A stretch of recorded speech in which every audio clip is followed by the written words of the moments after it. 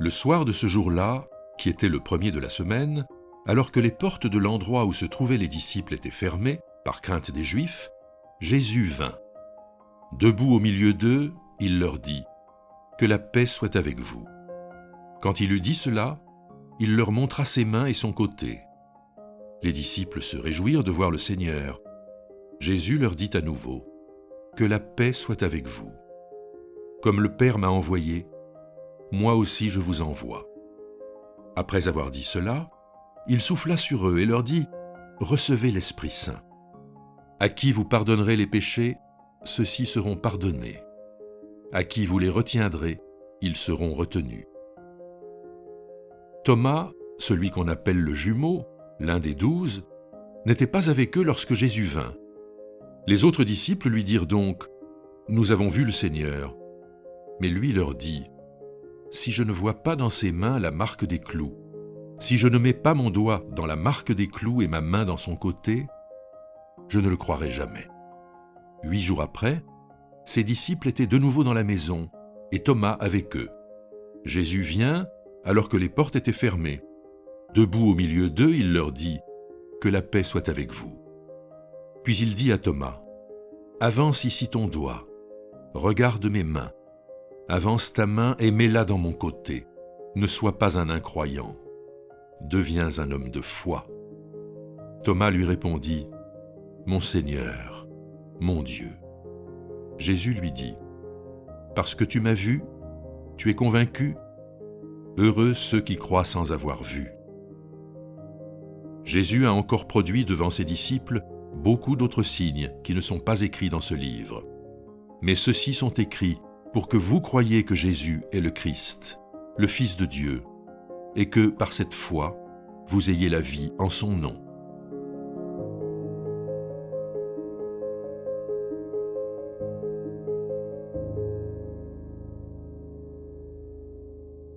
Aujourd'hui, nous allons plutôt insister sur la notion du 8e jour. C'est 8 jours après que Jésus s'est révélé avec Thomas. Nous allons voir ce que cela peut signifier. Jésus se présente au milieu des disciples et leur dit « Que la paix soit avec vous ».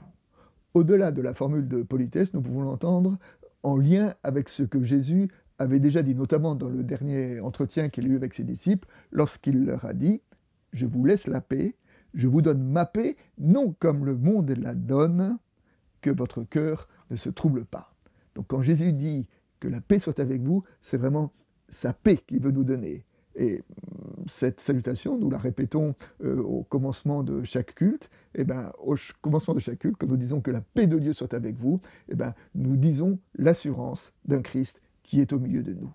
Là où 2 ou 3 sont rassemblés en mon nom, je suis au milieu d'eux, dit Jésus. Nous devons nous enraciner dans la vérité de cette parole.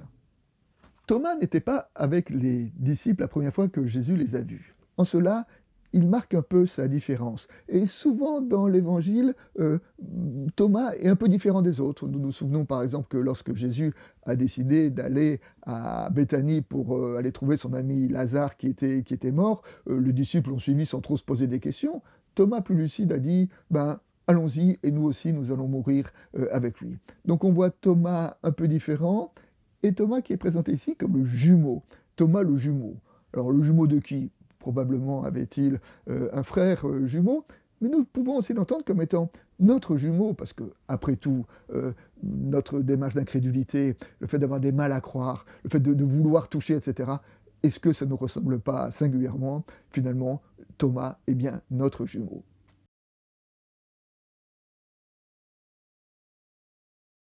Le texte nous dit que Jésus est présent au milieu des disciples alors que la porte était fermée à clé. Donc Jésus, dans son corps de résurrection, à la fois traverse les portes, ce qui montre qu'il aurait un corps spirituel, mais pourtant, quand il se présente devant les disciples, il montre ses cicatrices. Il montre la trace des clous, le lieu où la lance a été plantée dans son côté, pour montrer que c'est bien lui le crucifié, qui est ressuscité. Et lorsque Jésus a besoin de se présenter, de s'identifier à ses disciples, il se présente par ses cicatrices, il se présente par ses blessures. Et d'une certaine façon, nous pouvons faire l'analogie en disant que nous aussi, nos cicatrices racontent nos histoires, et c'est par nos blessures surmontées, cicatrisées, que nous sommes ce que nous sommes.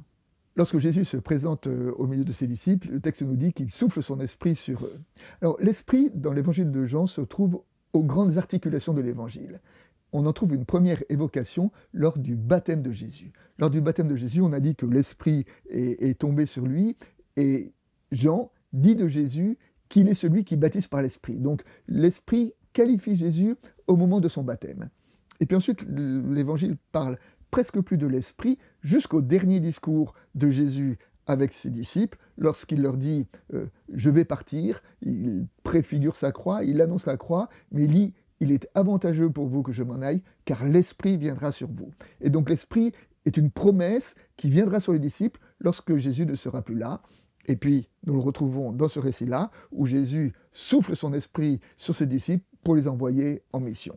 Et donc, dans cette perspective de l'évangile de Jean, le disciple, c'est quoi? C'est celui qui dit la présence de Jésus lorsque Jésus n'est plus corporellement présent avec ses disciples. C'est celui qui va animer les disciples dans leur vocation de témoin.